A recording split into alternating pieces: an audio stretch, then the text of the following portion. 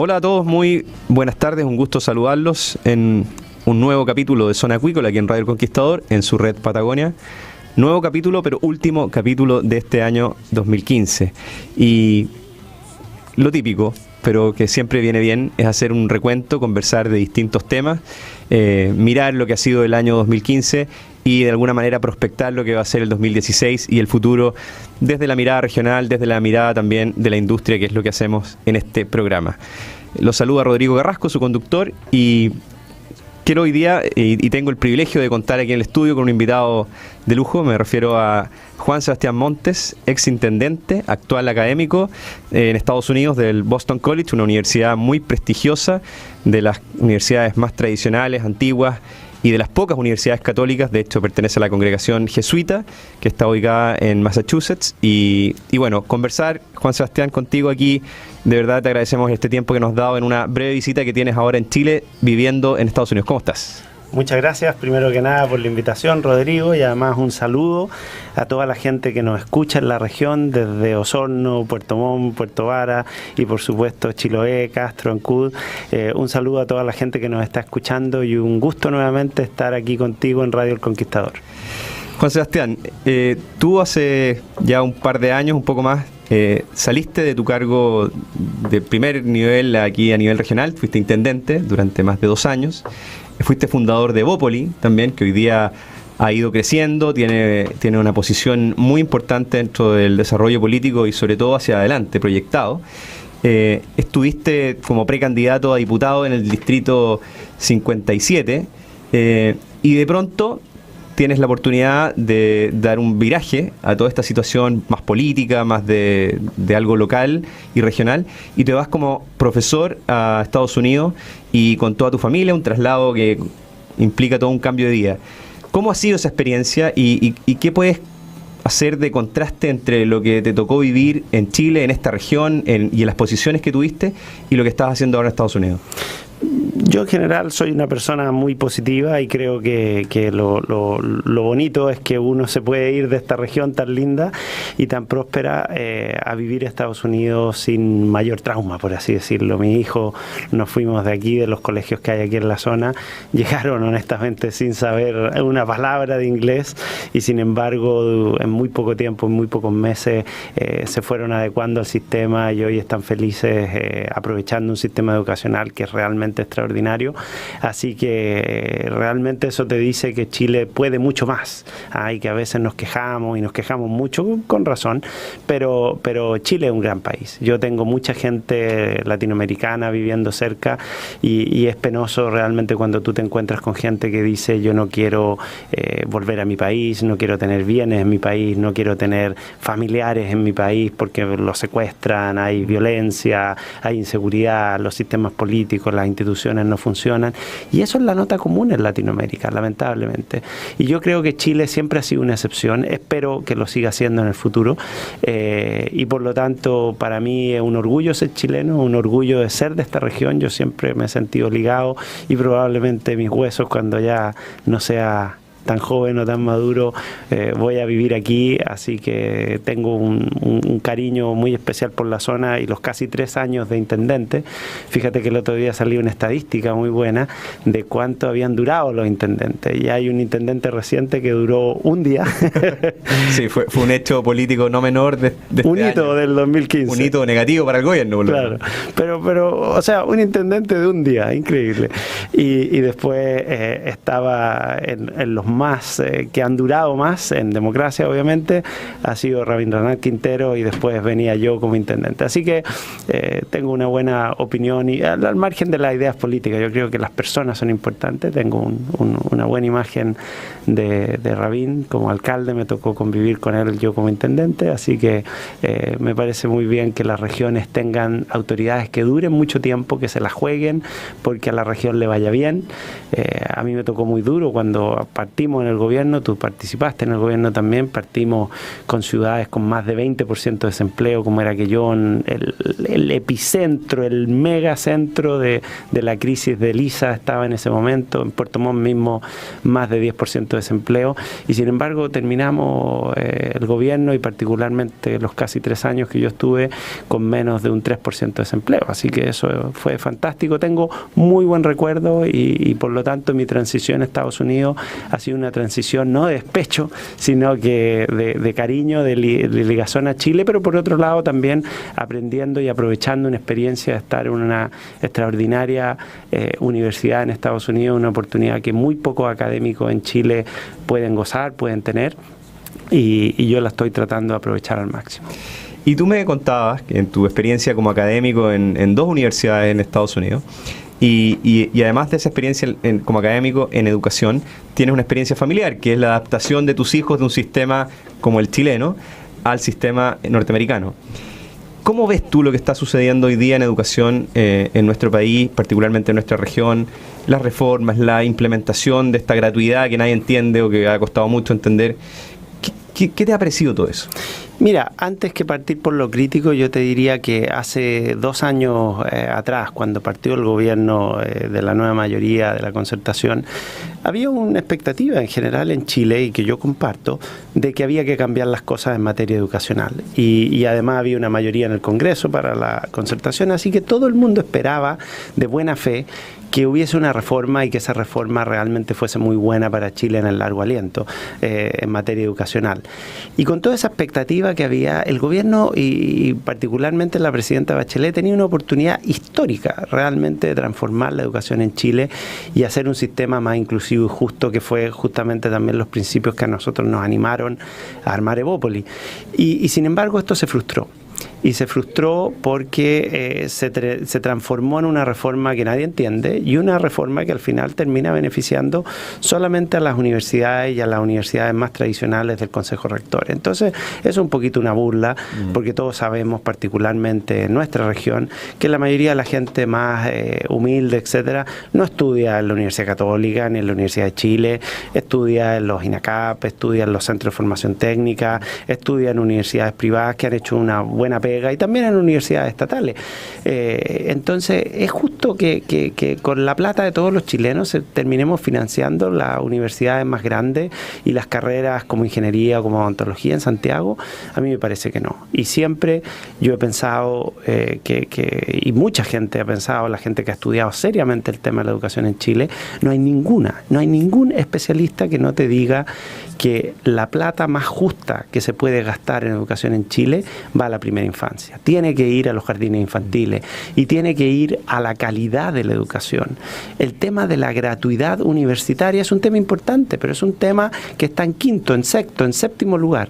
Primero hay que mejorar la educación pública. Primero hay que dar sueldos dignos a los profesores. Tú me preguntabas por el cambio hacia Estados Unidos.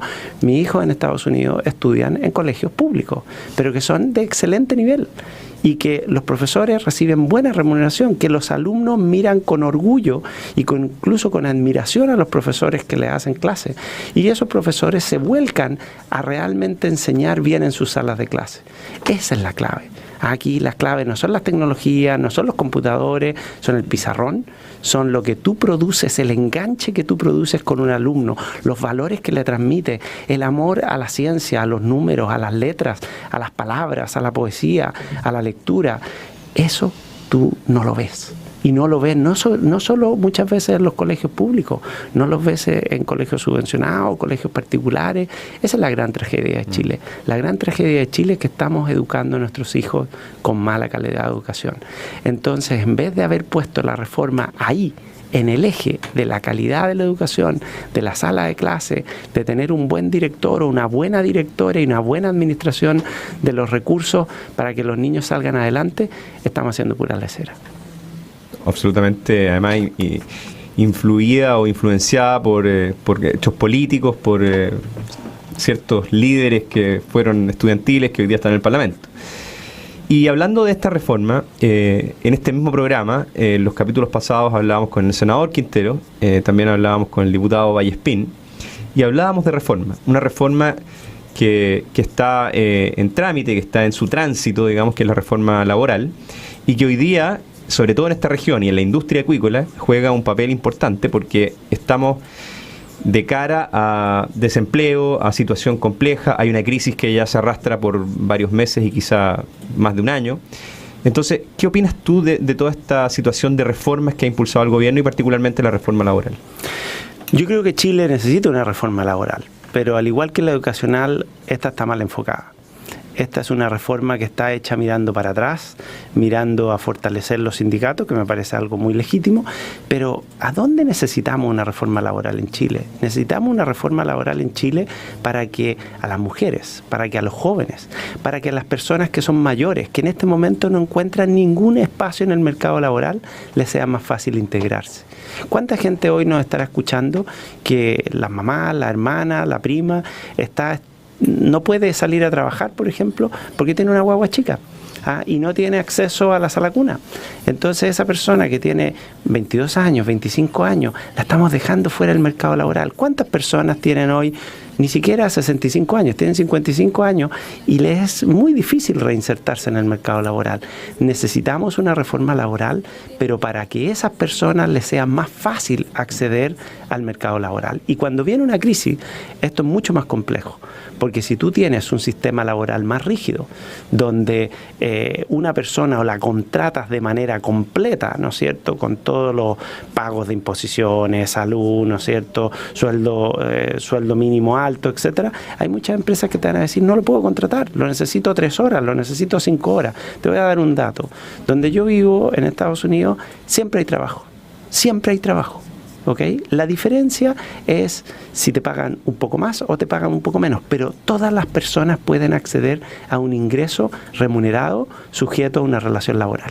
Y eso es extraordinario, porque eso no te deja gente afuera del sistema. ¿Y esa relación laboral está sujeta a todo este esquema de contrato, de indemnización, que en el fondo está bien, busca proteger, pero al mismo lado hace mucho menos flexible la relación entre empleados y empleadores?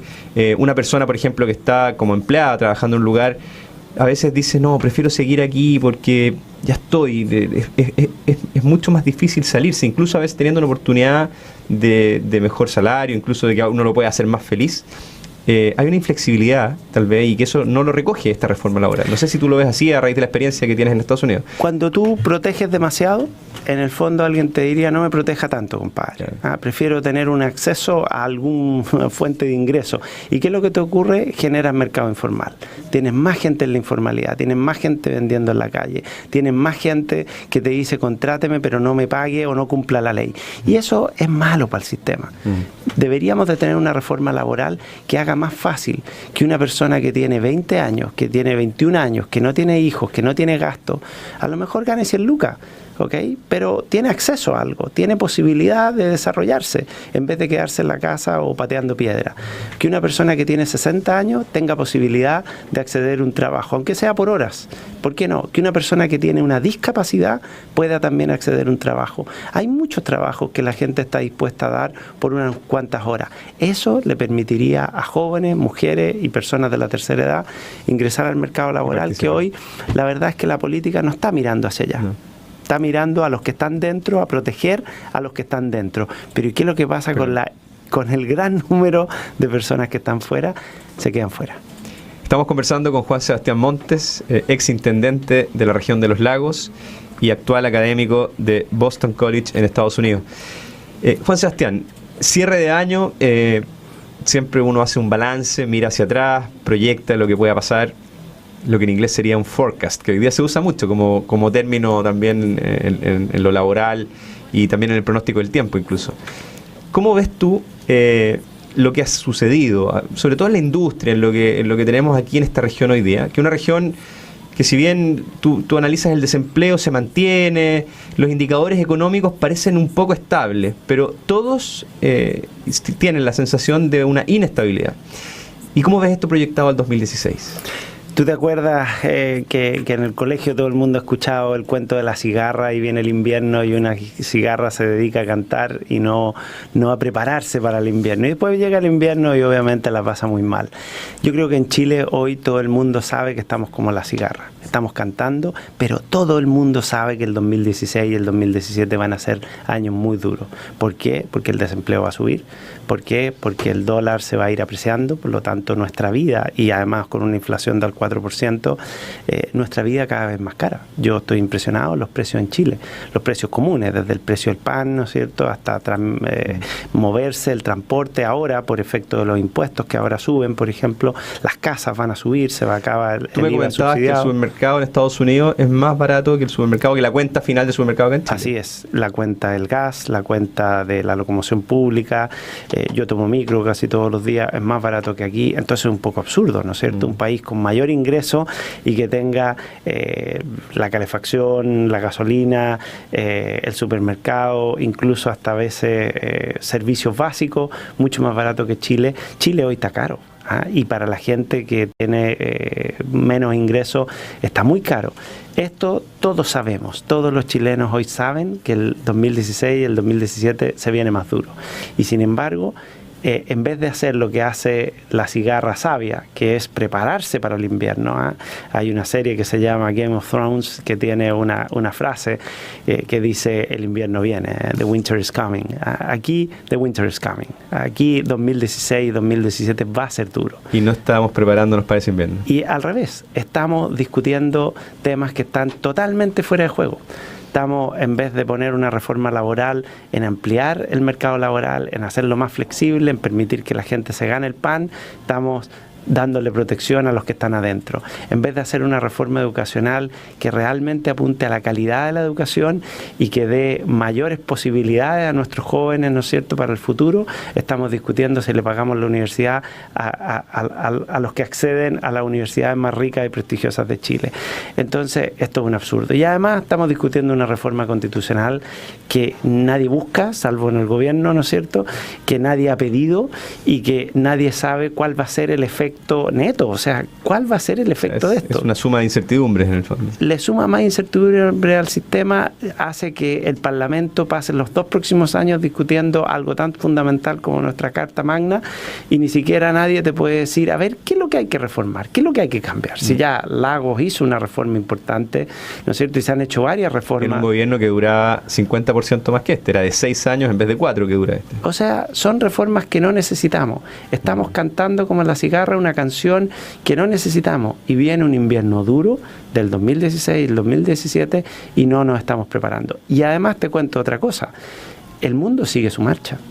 Chile no existe casi en los mercados internacionales. ¿Por qué? Porque somos un país de 17 millones de habitantes que está ahí en el confín del mundo.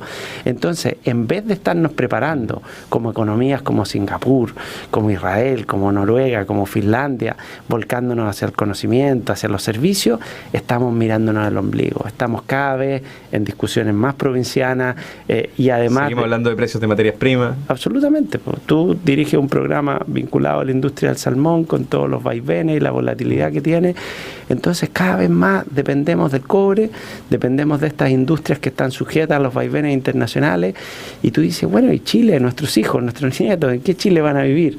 En un mundo que vamos a estar probablemente casi en el tercer mundo. Oye, y el pronóstico político.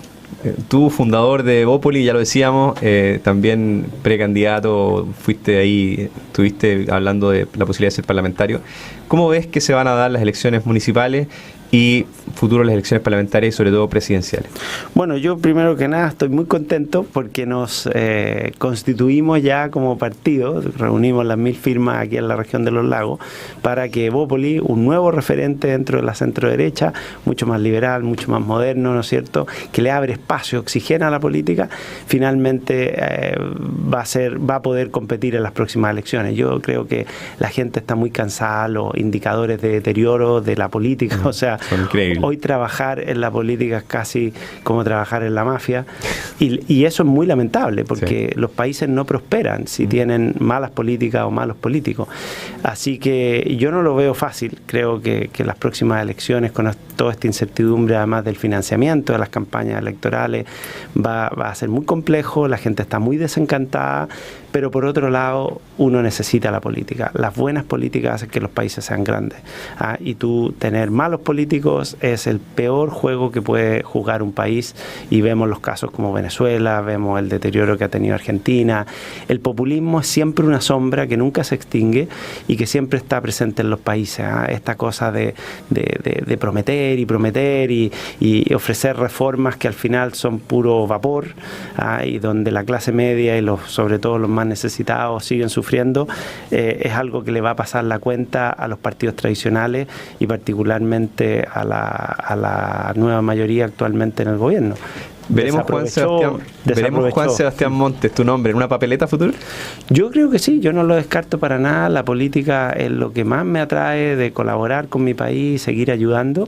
No sé cuándo, no sé cómo, pero el servicio público es algo que uno lleva dentro, y yo creo que además el servicio público no tiene por qué ser de por vida. La voluntad de aportar debería de ser de por vida. Yo por lo menos soy un convencido de ello, pero las personas naturalmente deberían de estar en el sector privado, ver lo que cuesta ganarse las lucas, funcionar, ¿no es cierto?, estar con los pies en la tierra y servir 2 años, 3 años, 5 años en el servicio público y después volver a una vida normal. Yo creo que eso le haría muy bien a nuestra clase política, le haría muy bien conectarse con la realidad, con la vida del día a día, con la persona que se tiene que ganar las lucas, ¿no es cierto?, y tiene que mantener una casa y tiene que salir adelante. Eso le haría muy bien. Ojalá que en las próximas elecciones la democracia se oxigene. Ojalá que en las próximas elecciones presidenciales tengamos alternancia en el poder. Eso le hace bien a Chile, y además yo creo que Chile además está aprendiendo la lección, que el populismo, el ofrecer cosas cuando no se pueden cumplir, ¿no es cierto?, las cosas no van a ser tan buenas. Y la gente terminó algunas defraudadas del gobierno que nosotros encabezamos, de la centro derecha, pero hoy recuerda ese periodo como un periodo de prosperidad, un periodo de empleo, un periodo de certidumbre. Certidumbre, un periodo donde además siempre hay crimen, siempre hay violencia, siempre hay delito, pero donde había un gobierno que quería poner la cara, que entregaba los medios, entregaba los respaldos a las fuerzas policiales, a Carabineros, a la PDI, ¿no es cierto? Y eso es hoy algo que así misceláneamente no lo hemos tocado. El aumento del delito en Chile es algo súper preocupante. Juan Sebastián Montes, agradecerte por estar aquí, darte este tiempo dentro de tu breve estancia en la región, y que tengas un muy buen retorno a Estados Unidos, a tus labores como profesor y con toda tu familia allá. Muchas gracias, Rodrigo, por esta invitación, y un gran saludo, un abrazo. Feliz año nuevo a todas las personas que nos escuchan, y que el año 2016 sea un año que se les cumplan todos sus sueños para ustedes y su familia. Me sumo a esos deseos, que tengan un excelente 2016. Ya veíamos que no hay que quedarse cantando al sol porque puede venir un invierno, hay que estar preparados, y ustedes prepárense para tener el mejor año junto a su familia, a los suyos, a su trabajo, y que todo esté muy bien. Nos esperamos encontrar aquí en una próxima temporada de Zona Acuícola en Radio El Conquistador, Red Patagonia. Que esté muy bien. Un abrazo.